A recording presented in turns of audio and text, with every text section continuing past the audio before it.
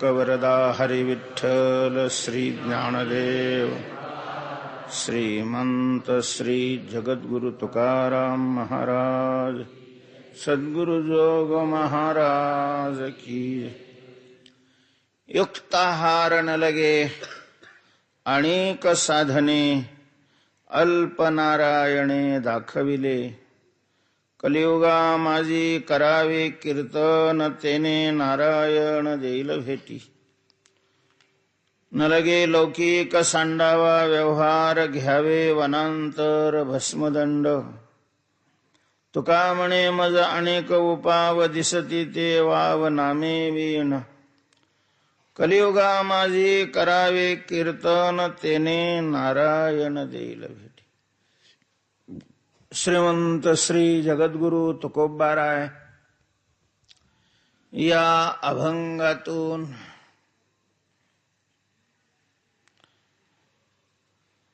आत्मकल्याणाचं संतमान्य शास्त्रमान्य अशा प्रकारचं अत्यंत स्वल्प साधन प्रतिपादन करतात।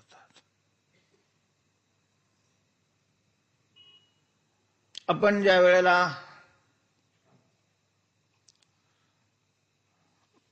मानव म्हणून जन्माला येतो त्यावेळेला प्रत्येक मानवाचं काही कर्तव्य आहे, जबाबदारी आहे। त्यामध्ये मुख्य दोन प्रकार आहेत, स्वविषयक कर्तव्य आणि परविषयक कर्तव्य।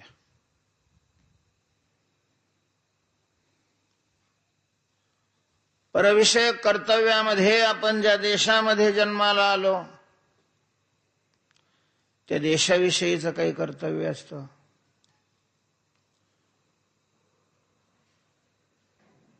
ज्या धर्मामध्ये जन्माला आलो त्या धर्माविषयीचं काही कर्तव्य आहे। ज्या कुटुंबामध्ये जन्माला आलो त्या कुटुंबाविषयीचं काही कर्तव्य आहे।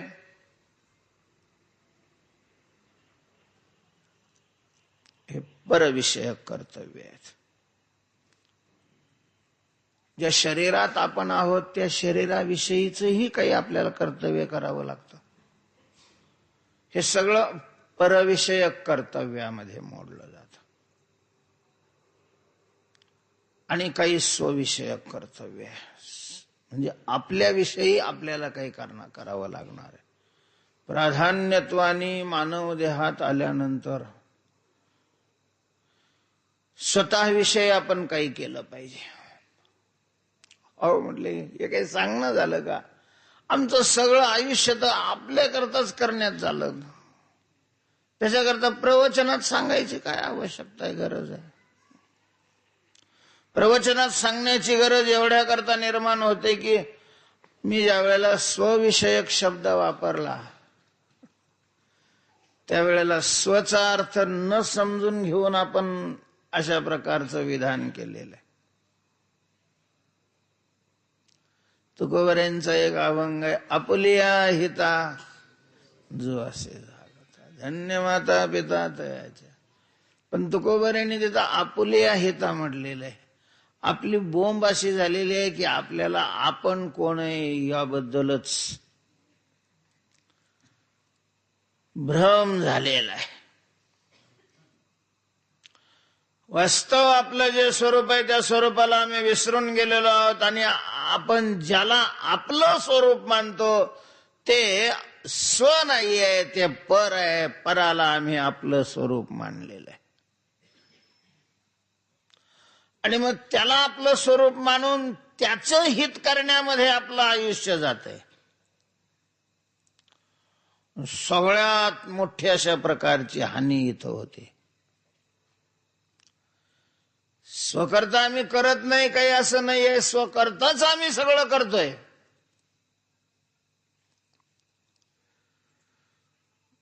पण त्या स्वच्याच बाबतीत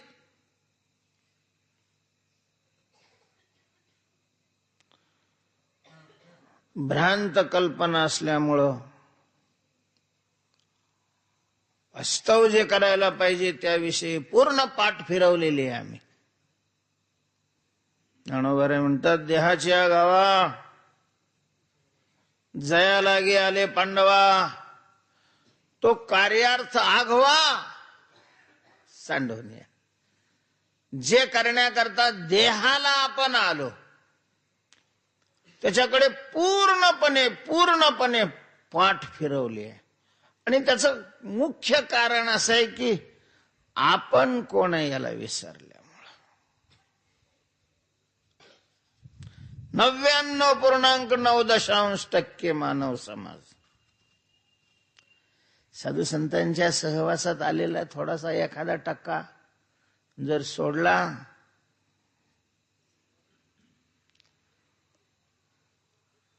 तर बहुतेक अशा प्रकारचा मानव हा देहच आपलं स्वरूप मानतो. देह आपलं स्वरूप मानतो. देह आपलं साधन नाही मानत, देह आपलं स्वरूप मानलंय आम्ही. आणि मग देहाला आवश्यक असणाऱ्या गोष्टी संपादन करण्यामध्ये, उपभोगण्यामध्ये अख्खं मानव देहाचं आयुष्याचं वाटोळं करू लागला. देहात आपण आहोत याबद्दल काही संशय नाही, पण देह आपण नाही. देह आपलं स्वरूप नाही. महाराज, देह आपला सुद्धा नाही, आपण नाही याच्यात विशेष नाही. काही दिवसाच्या कराराने आपल्याला तो वापरायला दिलेला आहे, आपलं काम करून घेण्याकरता.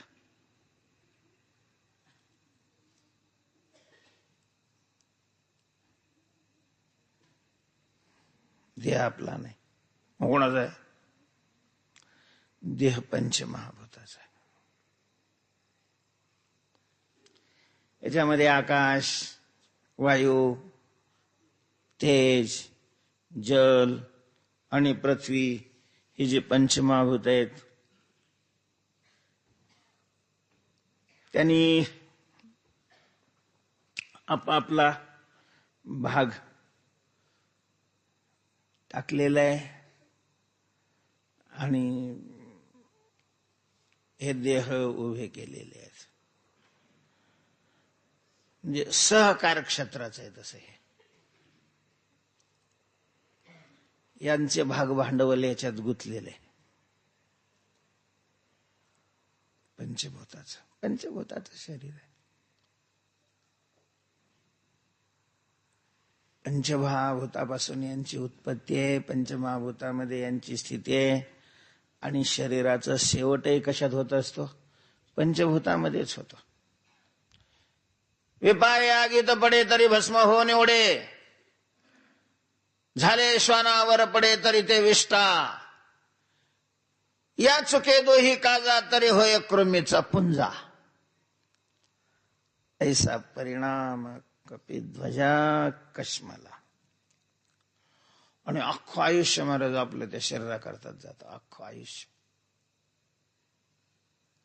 आपण सायासे करुणी बहुते, अर्जवावी संपत्ती जाते, तेने स्वधर्म सांडोनी देहाते प्रतिपाळावे काही. मग हे तव पाच मेळावा, शेखी अनुसरेल पंचत्वा, तेच केला के गिवसावा सिणापुला. ज्ञानोबाराय विचारतात. साधन आहे हे शरीर, हे विसरता कामा नये. स्वरूप नाही आपलं, साधन आहे. आणि मग जसे प्रवासाचं साधन गाडी असते, शेतीची साधनं बैल असतात, गाडीलाही डिझेल पेट्रोल टाकावं लागतं आणि बैलाला चारा घालावा लागतो. पण साधन म्हणून अशा प्रकारचं नांगर असेल, नांगरट असेल, काही महत्वाचं काम असेल तर माणसं त्यावेळेला पेंट खाऊ घालतात. काम नसलं तर मग वाळल्याला चारा राहतो. तसं जोपर्यंत जास्त काम करून घ्यायचं तोपर्यंत व्यवस्थित खाऊ पिऊ घालावं. थकल्यावर फार चांगलं खाऊ नाही घालव, त्याला पचत बी नाही.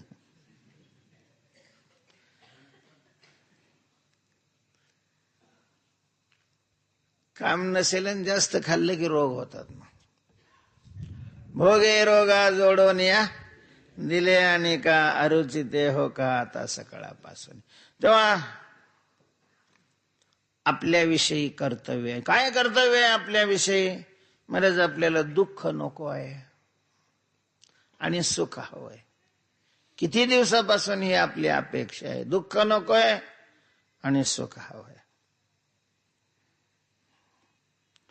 दुःख नकोय आणि सुख हवंय. म्हणजे जीवनातल्या दुःखाचा कारणासह नाश आणि ज्या आनंदाचा सुखाचा कधीही नाश होत नाही अशा प्रकारचं नित्य सुख, ही आपली गरज आहे. आणि ही गरज पूर्ण करण्याकरता भगवंताने हा देह आपल्याला दिलेला आहे.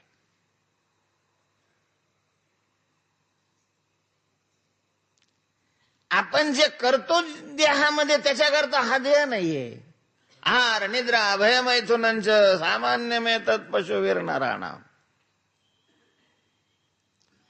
नुसतं खाण्याकरता हे शरीर नाही. खाण्याकरता शेळीचं शरीर आहे. किती खाल्लं तरी तिला अजीर्ण नाही होत. हवामान हारडा कधी मागितलंय तुमच्याकडं? दिवसभर चरत राहते महाराज, संध्याकाळी पुन्हा टाकलं काही का पुन्हा वनाकवाचा चालूच राहत. कीर्तनकारक बघलं तुम्ही गोष्टी लय काढतात, सिद्धांत करता असतात त्या गोष्टी. एका राजाचं शेळीवर फार प्रेम होतं. कोणाचं कोणावर प्रेम आहे त्याचा त्याचा स्वातंत्र्याचा भाग आहे महाराज. कोणाला काही आवडतं. कुत्रेच लोकांना आता जास्त अलीकडे आवडायला लागले. प्राणी म्हणून सगळ्यावर प्रेम करावा हा भाग वेगळा, पण फार प्रेम देवावर करावं.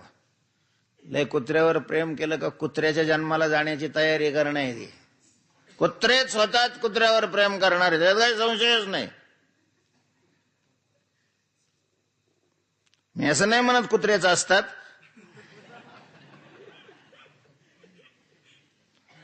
पण मग ज्याचं चिंतन केलं मृत्यूच्या वेळेला जे समोर येईल, मग ज्याच्यावर जास्त प्रेम केलं ते मृत्यूच्या वेळेला समोर येतं. मग जे मृत्यूच्या वेळेला समोर येतं यम वापी स्मरण ठेवम, त्याच्यात त्यांचे कलेवरम तम तमेव इति कौंतेय सदा तद्भाव भाविता. मला ती दृष्टांत, त्याला राजाला शेळी आवडायची, त्याला खूप खूप त्यांनी खाऊ घालायचं. चांगल्या माणसाला चारायला ठेवलं. तिकडून आलं की आता सर्वसामान्य माणसाचं आपलं कसं आहे, एखाद्या मनुष्याचं पोट भरलं हे आपण कशावरून समजतो? 2 पोळ्या खाल्ल्या म्हणजे पोट भरलं असं सिद्ध होतं का? नाही. ज्या वेळेला तो नको म्हणतो, दिलं तरी खात नाही, आता त्याचं काय भरलं? पोट भरलं. आता शेळीला पोटभर कोणी चारितच नव्हतं. हे कशावरून त्याने ठरवायचं? चारून आणली की त्याने काहीतरी खाऊ घालायचं, आणि ते खाऊ घालायला शेळीनं खाल्लं म्हणजे शेळीचं काय भरलेलं नाही? पोट भरलेलं नाही. शेळीचं जात असे महाराज, तिला चालता येत नाही, इतकं भरलं तरी ते खातच राहते. त्यांनी एखाद वेळेस असं जाहीर आव्हानच केलं, जो माझ्या शेळीला पोटभर खाऊ घालेल 1 लाख रुपये त्याला बक्षीस दे. त्या काळातले 1 लाख रुपये. आता लाख रुपये कोणाला नको? वाटोळं करून टाकलं महाराज लोकांच्या लोभाने आपल्या देशाचं. मोठमोठ आपल्या एका एका जिल्ह्या एवढेले असणारे देश कितीतरी प्रगत झाले, आणि स्वातंत्र्य मिळून एवढा काल निघून गेलेला आहे तरी आमच्या देशाची ही अवस्था आहे. त्याचं कारणच आहे, माणसं सरकारला लुटायचाच प्रयत्न करतात, आणि याला कुणीच माग नाही. म्हणजे मंत्र्यापासून ते शेतकऱ्यापर्यंत. आम्हाला हे कधी लक्षात येईल की शासन म्हणजे आम्ही आहे, लोकशाही आहे. शासनाचं नुकसान हे आपलं नुकसान आहे. एखादी स्कीम शासनाने जाहीर केली का त्याचा दुरुपयोग कसा होईल याच्याविषयी सगळेच प्रयत्न करतात, सगळेच. त्या प्रशासनातले अधिकारी असोत किंवा ज्यांच्याकरता ती स्कीम केलेली असे ते असोत. बरेच कितीतरी वर्षापूर्वी ते संडास बांधावे म्हणून सरकार शासनातर्फे पैसे देते. लोकांनी खड्डे केले, पैसे उचलले, मग आता खड्डेच केले आणि संडास नाही बांधलं तर देणाऱ्याने बी सगळे नाही पैसे दिले ना. मग काही त्यांनी दिले, काही यांनी घेतले, शासनाचे तर पैसे गेलेच ना सगळे आणि संडास झालेच नाही. जोपर्यंत आम्ही ठरवणार नाही आमचा देश संपन्न व्हावा तोपर्यंत कुठलंच सरकार देश संपन्न नाही करू शकत महाराज. प्रत्येकाच्या मनामध्ये राष्ट्रीयत्व जिवंत झालं पाहिजे. तशा प्रकारचं प्रशिक्षण आजपर्यंतच्या शासनाने लोकांना आळशी बनवलं. आम्हाला सत्तेवर ठेवा, तुम्ही काहीच करू नका. बरे अजून तोंडात घास तरी घालत नाहीत.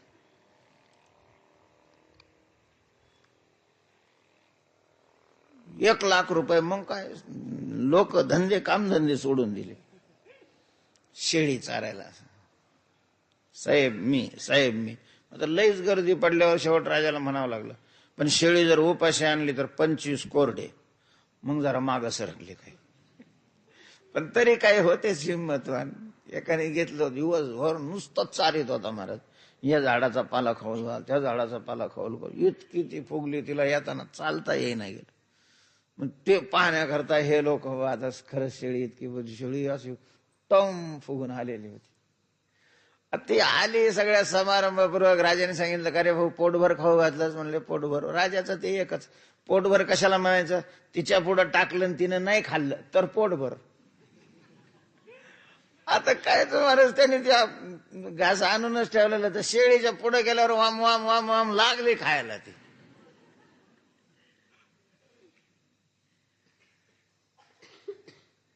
मारले 25 फटके. मग बार जरा बरेच माग सरकले. फटक्याच्याच लायकीचे लोक, शहाणे नाहीच. जेव्हा असं एखादं कठोर शासन येईल किंवा राष्ट्रपती राजावर फटके मारतील तेव्हा संप बंद होतील आणि एसट्या जाळायच्या बंद होतील. दुसऱ्या तिसऱ्या दिवशी एकानं जरा अभ्यास केला, चला इतकंही शेळीला खाऊ घातलं तरी खात का नाही, खाती कसं काय नंतर. मग त्यांनी सांगितलं, राजसाहेब कुणीच पुढं होईनाच गेलं ना. मग कोणी तो म्हणे, मी आणतो पोटभर चारून तिला. कारण त्याला राजाचं सूत्र लक्षात आलं. त्याने खायला पुढं केलं आणि शेळीने खाल्लं की तिचं पोट भरलं नाही असं सिद्ध झालं. मग काही हा निघाला, काठी घेतली एक बरोबर. शेळी कशाला तोंड लावायला ग, तोंडावर फटका मारायचा. शेळी कशालाही तोंड लावायला ग, फटका मारायचा. दिवसभर तिला खाऊ तर घातलंच नाही, पण त्या फटक्यानी अशी काही शेळी बेजार झाली की त्याच्या हातात नुसती काठी पाहिली का ती नुसती उभं राहायची. संध्याकाळी मग पुढे लोक जास्त आले पाहायला, कारण लोकाला फटके मिळाले, मग पाहायला मजा वाटत. राजाने पण शेळी तर पोट तिचं खपाटी केलेलं आहे. कारण शेळी तर चारून आणले. हो म्हणले, महाराज बघा तुम्ही. ते राजाने हातात ते शेळी एक पाय पुढं करणार केलं यानं, ते नुसती काठी हातात आली, ते शेळीनं काठी पाहिली. माझा दृष्टांत संपला. कशा करता म्हणलं, खाण्याकरता शेळीचं शरीर आहे. किती खाल्लं तरी पचवण्याची त्याच्यामध्ये काय क्षमता आहे. माणसाला खाण्याकरता शरीर नाही. मनुष्याचं शरीर जास्त खाल्लं तर त्याला बांबूचीच तयार करावं लागेल.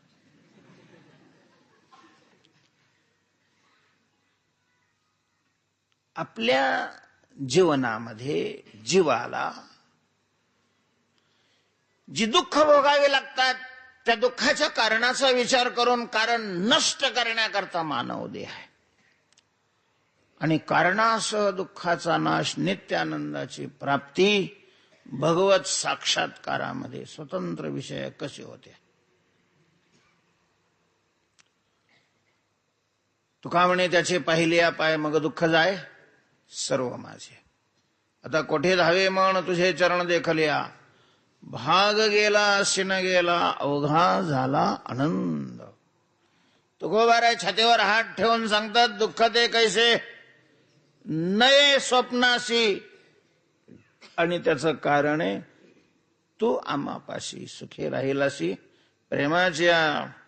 तेव्हा देवाच्या साक्षात्कारामध्ये, प्राप्तीमध्ये, भेटीमध्ये दुःखाचा नाश आणि नित्य सुखाची प्राप्ती हा संत ऋषी अध्यात्माचा सिद्धांत आहे. म्हणून मानव देहात आल्यानंतर स्वविषयक कर्तव्य की भगवंताची भेटी ज्या साधनांनी होईल त्या साधनामध्ये आयुष्याचा व्यय केला गेला पाहिजे. भगवत साक्षात्कार देव कशाने भेटेल वा. देवाच्या भेटीची अनेक साधनं शास्त्रात सांगितलेली आहेत. तप आहे, योग आहे, अष्टांग योग आहे, यज्ञ आहेत, तीर्थयात्रा आहे, दान आहे, परोपकार आहे. अनेक अशा प्रकारची एवं बहुविधा यज्ञा वितता ब्रह्मणो मुखे अनेक साधनं सांगितलेली आहेत. पण मग साधनं कठीण असल्यामुळं सर्वसामान्य माणसं तिथूनच हात जोडतात. व आपलं काय करे, आपण सामान्य माणसं आहे. योगाचा अभ्यास करणं, तपश्चर्या करणं काही खऱ्या गोष्टी आहे का? एकादशीचा उपवास करायचा तर 8 दिवसाचे पैसे लागतात मला. एकादशी एरवी जेवायला जेवढे पैसे लागतात त्याच्यापेक्षा कमीत 8 दिवस कदाचित थोडी अतिशयोक्ती असेल, पण 2-3 दिवसाचा तर खर्च नक्कीच होतो एकादशीला. दुकानदारांनी काल सांगितलं शिवरात्री करता ते म्हणे किती टन साबुदाणा आणलाय इथं आपल्या शेजारी. भगर किती टन आहे, ते पेंड खजूर किती टन आहे. आमचं तर डोकं काम करेन गेलो. एका सामान्य गंगापूर सारख्या सिटीमध्ये बरं एवढंच दुकान नाही ना, अजून दुकानं कितीतरी. एका दुकानात जर एवढा फराळाचा माल संपतो तर एक शिवरात्र हे किती करोडोला खात असेल. पण ते घरी नाही ना पिकत. त्याच्यातलं काही शेतकरी असेल, गहू ज्वारी बाजरी त्याच्या घरची असते. भाजीचं काय आणली तर आणली, नाही तर आपलं चटणी मिरची काहीतरी केली तर सहज निघून जातं. एरवी फराळाचं सगळंच विकतच आणावं लागतं. एक एकादशी आपल्याला नाही म्हणलं मग खाल्लंच नाही, निराहार केली तर काय खऱ्या गोष्टी. आता निराहार 50% माणसं शुगरचे, शुगरवाल्याला सकाळी नाही खायला लागलं की लगेच दुपारी असं थरथर थरथर करतं त्याचा. हे साधनं कसे करायचे, तपश्चर्या काय, योग काय, हे काय या योगामध्ये नाही बाबा. लोक लांबून हात जोडतात.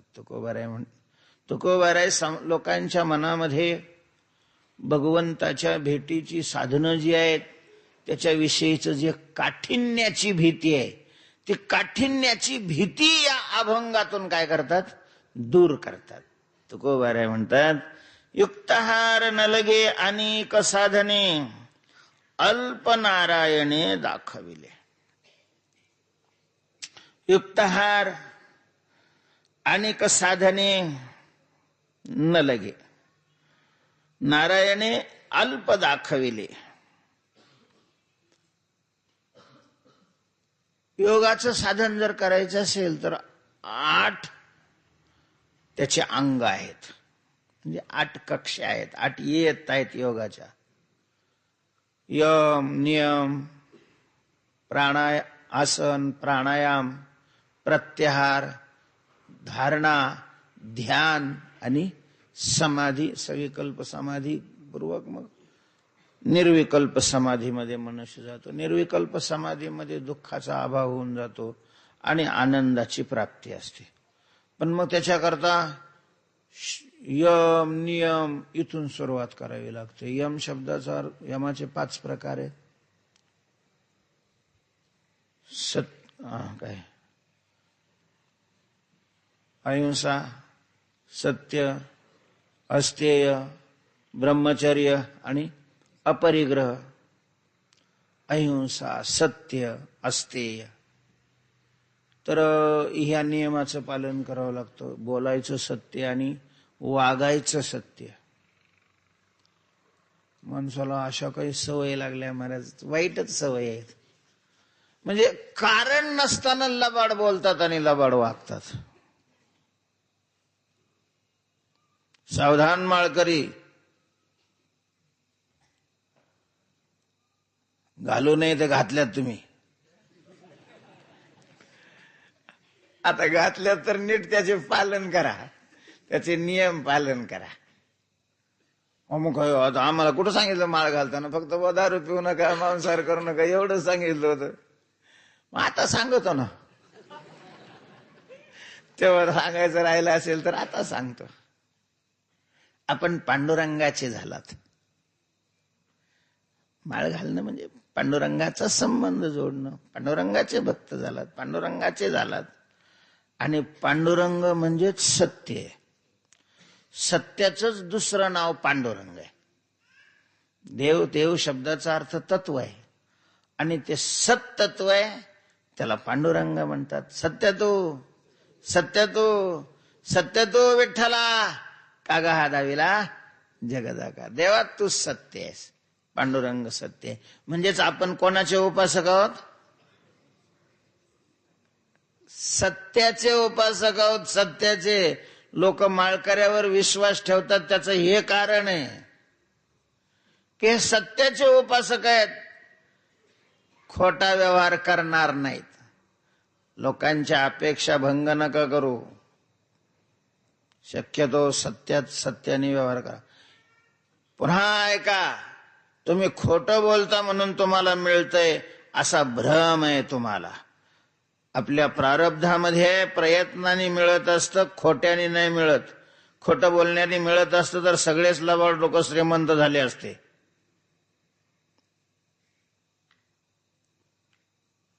खोटं बोलण्याने काय होतं? फक्त पाप होतं, दुसरं काय होत नाही. जे मिळायचं तेच मिळत राहतं. तुम्ही खरं बोलून बघा, तेवढं मिळतं का नाही ते पहा. तेव्हा आपल्याकडून खोटा व्यवहार होणार नाही याचा प्रयत्न करायला पाहिजे. जर आपल्याला आपलं चांगलं व्हावं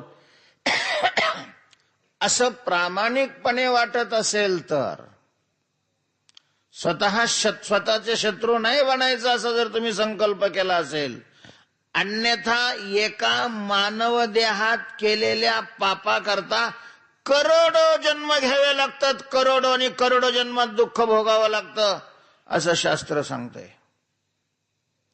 तसं होऊ नये आपल्या जीवनामध्ये असं वाटत असेल तर सावधान. बिना माळकरी खोटं बोलतात. आता त्यांनी ठरवलेलंच आहे आपलं वाटोळं करायचं. तुम्ही तर चांगलं करण्याचं कंकण बांधलं. माळ घालणं म्हणजे चांगलं करण्याचं कंकण बांधणं आहे. म्हणून विशेष रूपाने माळकऱ्यांना अशा प्रकारची सावधानता आहे. तर योगा करता तर त्याचं अनुष्ठानच करावं लागतं. त्याच्याशिवाय तो योग नुसतंच नाक दाबलं आणि श्वास मागं पुढे घेतला म्हणजे निर्विकल्प समाधी नाही प्राप्त होत. आरोग्य प्राप्त होईल प्राणायामाने, समाधीपर्यंत नाही जाऊ शकत तो. समाधीपर्यंत जाण्याकरता त्याला यमाचं नियमाचं पालनच करावं लागतं, आसन साध्य करावं लागतं.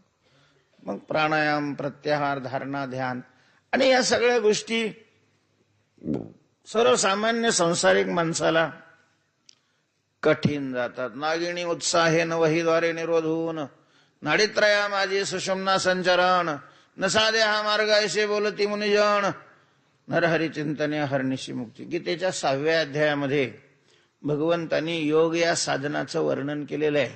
ज्ञानोबरेंनी 3-4 श्लोकावर पण पूर्ण योगाच्या साधनाचं विशेष रूपाने वर्णन केलेलं आहे. ज्ञानोबरे स्वतः योगी होते. तर त्यामध्ये योगाचा अधिकारी कोण आहे हे सांगत असताना भगवान म्हणतात की त्याला अधिकार नाही. कुणाला? नात्यश्नतस्तु योगोस्ति न च एकांतमनश्नतः न स्वप्न न चाति स्वप्नशीलस्य जागृतो नैवचार्जुन. योगाचा अभ्यास ज्याला करायचा आहे तो आती खाणारा असेल, निवळच न खाणारा असेल नाही. मग त्यांनी कसं करावं लागतं? युक्ताहार विहारस्य युक्त चेष्टस्य स्वप्नसु युक्त उदस्य योगो भवति दुःख. युक्त आहाराने विहार करायला पाहिजे. आपलं कसं असतं, गप्पा हाणीत बसले तर पहाटे 4 वाजेपर्यंत गप्पा हानीत 4 वाजेपर्यंत स्वैर अशा प्रकारचं जीवन असतं. नाही तो साधना करू शकत. नसावी बासर निद्रा बहुभाषण, कधी झोपले कधी उठले नाही चालत महाराज. युक्त आहार विहार, आहार युक्त असावा लागतो. युक्त शब्दाचा अर्थ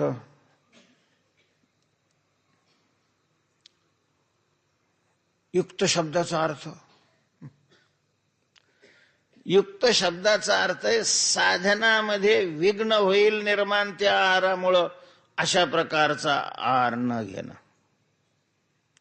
ज्ञानेश्वरीमध्ये असं म्हटलेलं आहे,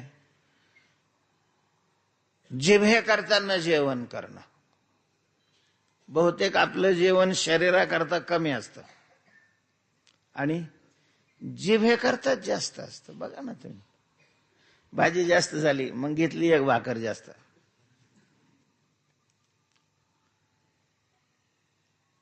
इंद्रियाधीन असलेली माणसं आहोत आपण. अशी माणसं योगाचा अभ्यास नाही करू शकत. जिभे करता नाही जेवायचं. शरीर नाहीतरी जेवण जिभे करता नसतं, शरीराकरता असतं. पण काय आपल्या मनाला सुखाची आग पडलेली आहे, ते सुख त्याला इकडे तिकडे मिळत नाही, तर ते विषयात धुंडीत राहतं. त्या जेवणामध्ये रस विषय असतो आणि मग त्या रस विषयाकरता मग ते जेवत राहतं. खरं तर जेवण हा शरीराचं इंधन या म्हणून अशा प्रकारचं आहे, पण आपण त्याच्यातही आनंदाचा संबंध लावतो. युक्त जर जेवण नाही केलं तर साधनेच्या उष्णतेमुळं शरीर नष्ट होऊ नये एवढं जेवण करणं म्हणजे युक्त जेवण करणे. अर्थात भगवत प्राप्तीची साधना करणाऱ्याचा तो प्रश्न आहे. आणि मग ते सर्वसामान्याला वाटतं आपल्याकडून कसं काय होईल. माणसं म्हणतात काय नाही, सकाळी थोडासा नाश्ता करतो, आणि जर नाश्त्याला बसला ना त्यातली त्यात वार करायचं जर नाश्ता व्हायला ना, ते दुपारचं जेवण कमी राहतं आणि सकाळचा नाश्ता जास्त राहतो. तुकोबाराय म्हणतात की भगवंतानी कलियुगामध्ये भगवत प्राप्ती करता जे साधन सांगितलेलं आहे त्या साधनामध्ये युक्ताहाराचा संबंध नाहीच असा नाही, पण कटाक्षाने आहे असं नाही. युक्ताहार न लगे, अनेक साधने न लगे, म्हणजे आसन साध्य केलं पाहिजे, प्राणायाम केला पाहिजे, धारणा असली पाहिजे, अशी इतर साधनं नाही लागत. युक्ताहार न लगे अनेक साधने. नारायणे अल्प दाखविले, भगवंतानी अगदी अगदी थोड्याशा प्रकारचं ज्याच्यामध्ये साधना करावी लागते असं साधन दाखवलेलं आहे. अल्प दाखविले. इथं तुकोबारायांचे शब्द आहे महाराज, हे तुकोबारायांचे शब्द आहे. कारण इथं तुकोबाराय म्हणतात की युक्ताहार न लगे, आणि हेच तुकोबाराय दुसऱ्याकडे ठिकाणी सांगतात युक्त आहार विहार नेम इंद्रियासी सार नसावी वासर निद्रा बहुभाषण युक्त आहार विहार. आणि मग इथं कसं काय युक्त आहार न लगे म्हणतात. पहिल्यांदा घुसायला पहिल्यांदाच लय अवघड आहे म्हणलं तर मग लोक येणारच नाही ना. आणि लोकांनी यावं, साधन करावं, त्यांचं कल्याण करून घ्यावं ही अपेक्षा संतांची असते. म्हणून पहिल्यांदा एकदम कठीण नाही सांगत. एकदा आला थोडासा रोळला म्हणजे मग हळूहळू हळूहळू एक एक पायरी तिथं एकदम जातीवंत जो साधक आहे त्याचा करता तो अभंग आहे. काळ सारावा चिंतने एकांतवासी गंगा स्नाने देवाच्या पूजने प्रदक्षिणा तुळशीच्या युक्त आहार विहार. पण पहिल्यांदा माळ घातली नुसतं आपलं प्रवचनाला जाऊन बसायला आणि कीर्तनाला जाऊन बसायला काय लागते. युक्त आहार विहार काय अडचण नाहीये. येत जा. पहिले काय ते जेवण झाल्यावर कीर्तन असायचे. माणसं दिवसभर जे काम करायचे रट्टून खायचे आणि मग ते कीर्तनाला येऊन बसायचे. निम्मे माणसं झोपलेलेच राहायचे. मला आम्ही त्याच्याकरता टाइम बदलून टाकला. आपल्यापासूनच एक हा टाइम झालेला नाही तर याच्या अगोदर सगळी कीर्तन हे 9 ते 11 होत होती. आता जेवण नाही होत तर मग कमीत कमी माणसं सावध तरी राहतात. तेव्हा तुकोबाराय म्हणतात काही नाही, युक्तहार बिहार काही नाही लागत, हे काही नाही. सोपाशा प्रकारचं भगवंतांनी साधन सांगितलेलं आहे. अल्पनारायणे दाखविले, भगवंतांनी अल्प दाखवले. नारायण शब्द वापरलेला या ठिकाणी. कोणत्या नारायणाने असं नाही म्हटलं, नुसतंच नारायण म्हटलं. आणि बरेच नारायण आपल्या समोर उभे राहतात नारायण म्हटलं की. सत्यनारायण पहिल्यांदा, आता ह्या दिवसात तर सत्यनारायणाचा जास्त संबंध राहतो. बद्रीनारायण एक आहे, त्याच्यानंतर सूर्यनारायण आहे, लक्ष्मी नारायण आहे, अजून झालं का? तर हे काही नारायण. मग त्याच्यापैकी नेमकं कोणत्या नारायणाने दाखवलं बा? सूर्यनारायणांनी सांगितलं, बद्रीनारायणांनी सांगितलं, सत्यनारायणांनी सांगितलंय, लक्ष्मीनारायणांनी सांगितलंय. आणि सांगितलं तर ते नेमकं कुठं सांगितलेलं? असं उगं तुकाराम महाराज म्हणले ना आम्ही मानलं असं कसं काय? आम्हाला तर पुरावा पाहिजे ना, नारायणाने कोणत्या सांगितलेलं आहे. तर याचं उत्तर असं आहे की ह्या नारायणांनी नाही सांगितलं, पण ह्याच नारायणांनी ज्या वेळेला द्वापार युगामध्ये कृष्ण रूपाने अवतार घेतला त्यावेळेला कृष्णाने अर्जुनाला आणि उद्धवाला ज्ञान सांगितलं. अर्जुनाला ज्ञान सांगितलं त्याला गीता म्हणतात, आणि उद्धवाला ज्ञान सांगितलं त्याला भागवत अशा प्रकारचं म्हणतात. त्या भागवतामध्ये गीतेमध्ये भगवंतानी म्हणजेच नारायणाने सांगितलेलं आहे. नारायण ईश्वर, अपो नारा इति प्रोक्ता. नार अंतःकरण, अयन राहण्याचं ज्याचं ठिकाण आहे त्याला नारायण अंतःकरणात राहतो. ईश्वर सगळ्याच्या अंतःकरणात असतो. ईश्वर सर्वभूतानां हृदयेषु अर्जुन तिष्ठति भ्रामयन् सर्वभूतानि यंत्रारूढानि माया. त्या भगवंतानी गीतेमध्ये सांगितलेलं आहे. 12वा अध्याय हा पूर्ण भक्तीला वाहिलेला अशा प्रकारचा अध्याय आहे. आणि त्या 12व्या अध्यायामध्ये भगवान सांगतात, तेषां समुद्धर्ता मृत्यू संसार सागरात भवामी नचिरात पार्थ मय्यावेशित चेतसा. माझ्या ठिकाणी चित्त ज्यांनी स्थिर केलेले आहेत. आणि मग त्याचे असे बरेच वेगवेगळे विकल्प दिलेले आहेत. मय्येव मनाधत्स्व, मयि बुद्धिम निवेशय, निवसिष्यसि मय्येव अत ऊर्ध्वं न संशय, अथ चित्तं समाधातुं न शक्नोषि मयि स्थिरम् अभ्यासयोगेन ततो मामिच्छाप्तुं धनंजय. अभ्यासेभ्य समर्थोसि मत्कर्म परमो भव. 9व्या अध्यायामध्ये सांगितलेलं सततं कीर्तयन्तो माम यतन्तश्च दृढव्रताः नमस्यन्तश्च मां भक्त्या नित्ययुक्ता. मयि चानन्य योगेन भक्तिरव्यभिचारिणी सर्वधर्मान् परित्यज्य मामेकं शरणं व्रज अहं त्वा सर्वपापेभ्यो मोक्षयिष्यामि मा शुचा. भागवतामध्ये तर स्पष्ट अशा प्रकारच्या रीतीने सांगितलेले आहे. किंवा नारायण जसं भगवंताला म्हणतात तसं व्यास महर्षीलाही नारायण म्हटलं जातं. व्यासो नारायण, हा व्यासांना नारायण म्हणतात. आणि व्यासानी भागवतामध्ये स्पष्ट सांगितलेलं आहे. काय झालं,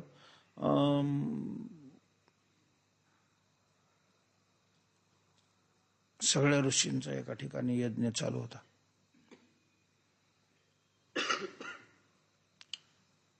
आणि मग यज्ञ हवन संपल्यानंतर सगळे एकत्र आले आणि सगळ्यांची चर्चा सुरू झाली. ऋषीच असल्यामुळं मग त्याच्यात प्रश्न हा निघाला की 4 वर्ण आहेत, 4 आश्रम आहेत, 4 युग आहेत. तर मग याच्यामध्ये श्रेष्ठ युग कोणतं, श्रेष्ठ आश्रम कोणता, श्रेष्ठ वर्ण कोणता, असं चर्चा सुरू झाली. तर 4 युगामध्ये श्रेष्ठ युग कोणतं? कृत आहे, त्रेता आहे, द्वापार आहे आणि कलियुग आहे. सांप्रत कोणतं युग चालू आहे? कलियुग अशा प्रकारचं चालू आहे. याच्या अगोदरचं द्वापार युग होतं, त्याच्या अगोदरचं त्रेतायुग होतं, आणि पहिलं हे सत्ययुग किंवा कृतयुग अशा प्रकारचं त्याला म्हणतात. असे हे 4 युग आहेत. मग 4 युगामध्ये श्रेष्ठ युग कोणतं? बहुतेकांनी सांगितलं किंवा सत्ययुग श्रेष्ठ आहे, कारण सत्ययुगामध्ये बहुतेक लोक तपस्वी होते. महाराज सत्ययुगाचा हा विशेष आहे. राक्षस सुद्धा काय करायचे? तपश्चर्या करायचे. राक्षसांनी जी शक्ती मिळवली ते तपश्चर्यानं मिळवलेली होती. राक्षस पण तप करायचे. कलियुगाचा हा विशेष आहे की माळकरी पण तप करत नाहीत. म्हणजे कलियुगामध्ये साधू तप करत नाही आणि सत्ययुगामध्ये राक्षस तप करत होते. एवढा फरक आहे या दोन युगाचा. सत्ययुग श्रेष्ठ आहे, कोणी सांगितलं नाही. त्रेतायुग श्रेष्ठ आहे, कारण मर्यादा पुरुषोत्तम प्रभू रामचंद्राच्या रूपाने भगवान अवतीर्ण झालेले आहेत, कोणी सांगितलं नाही. द्वापार युग श्रेष्ठ आहे. कोणी कलियुगाचं अशा प्रकारचं हे घेतलं, पण कलियुगाला फारशी मतं नव्हतीच. कारण इतर युगातली माणसं आहे महाराज कलियुगाला असे थरथरच कापतात. त्यांची देवाकडे ही प्रार्थना असते की देवा कलियुगात मानव जन्म आम्हाला नको देऊ, कलियुगात नको. कलीचं नाव काढलं की घाबरत होते. त्यामुळे कलियुगाचे पक्षधर नव्हते जास्त, पण मग त्यांच्यात काही एक मत होईना गेलं. त्यावेळेला व्यास महर्षी हे सर्वश्रेष्ठ विद्वान ऋषी म्हणून प्रख्यात होते. म्हटले मग आपण व्यासांनाच विचारू. मग सगळेच आले व्यासांना. व्यास महर्षी त्यावेळेला सरस्वती नदीमध्ये स्नान करत होते. सगळे बसलेले त्यांच्या स्नान होण्याची वाट पाहत त्याने अशी बुडी मारली, मोठ्याने धन्य कली ही. वरती आले, कपडे वगैरे बदलले, सगळ्यांनी नमस्कार केला. महाराज म्हटले आमचे प्रश्न घेऊन आलोय. म्हटले त्याचं उत्तर तर मी दिलं तुम्हाला. म्हणले आम्ही प्रश्नच नाही विचारला, तुम्ही उत्तर कसं काय दिलं? प्रश्न तुम्ही तोंडाने नाही विचारला, पण तुमच्या मनातलं मी जाणला. कलियुग धन्य म्हणून मी सांगितलं पहिलंच तुम्हाला. हा कलियुग श्रेष्ठ म्हणजे कृतयुगापेक्षा कलियुग श्रेष्ठ, त्रेतायुगापेक्षा कलियुग श्रेष्ठ. सगळेच एकामेकाकडे पाहायला लागले. कलियुग श्रेष्ठ काय, कशामुळे कलियुग श्रेष्ठ आहे? मग त्यांनी सांगितलं की फलबल न्यायाने कलियुग श्रेष्ठ आहे. ते म्हणे फलबल न्याय म्हणजे काय? फलबल न्याय या शब्दाचा अर्थ आहे फला, पगारावरून.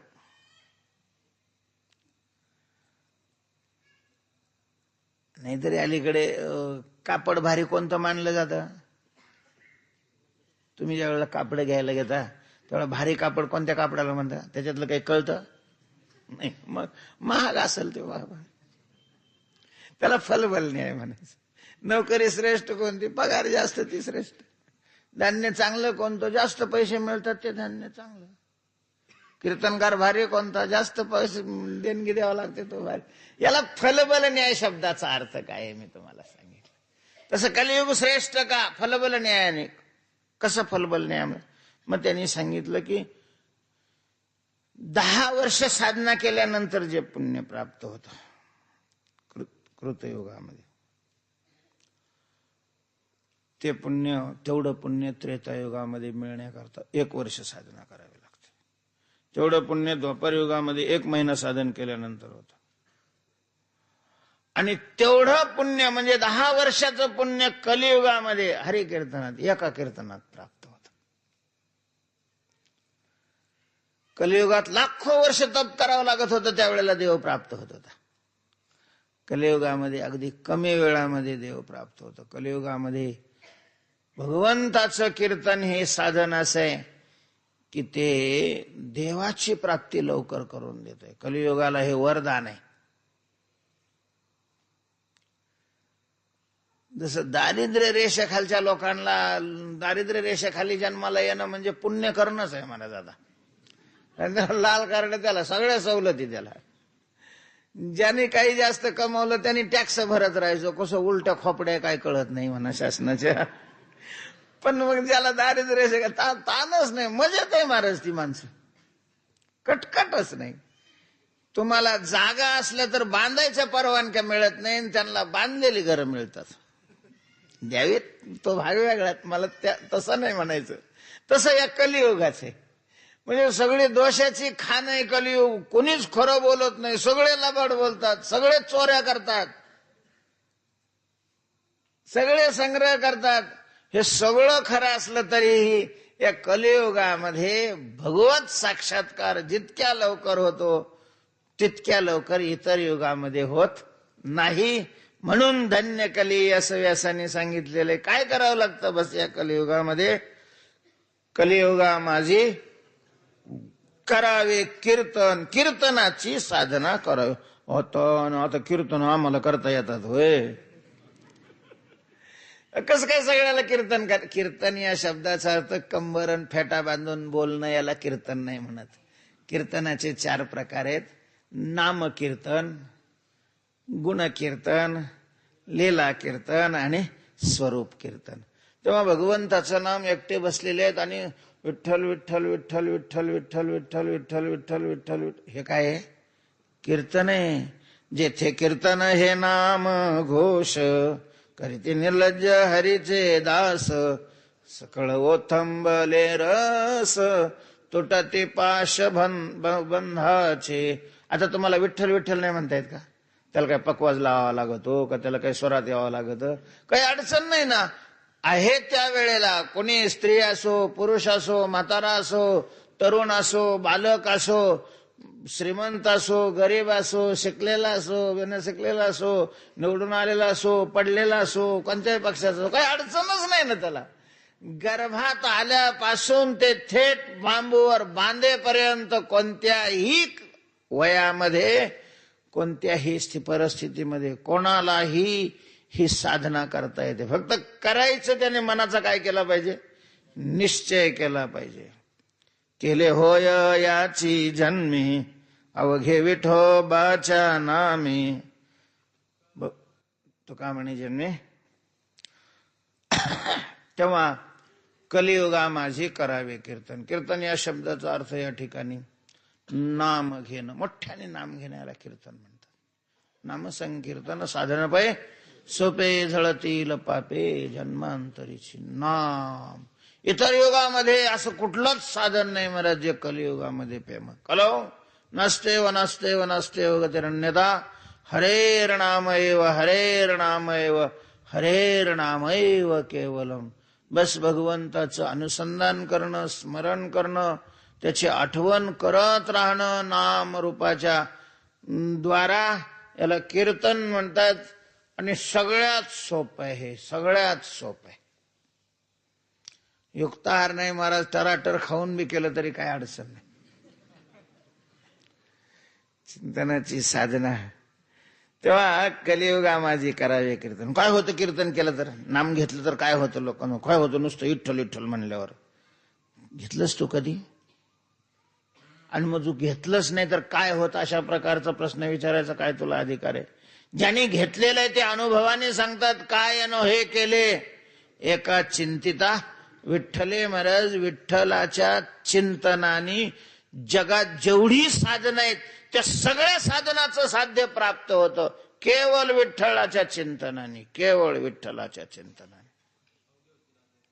अवघे होती लाभ एका या चिंतने, नामसंकीर्तने गोविंदाचे. आपण घेत नाही,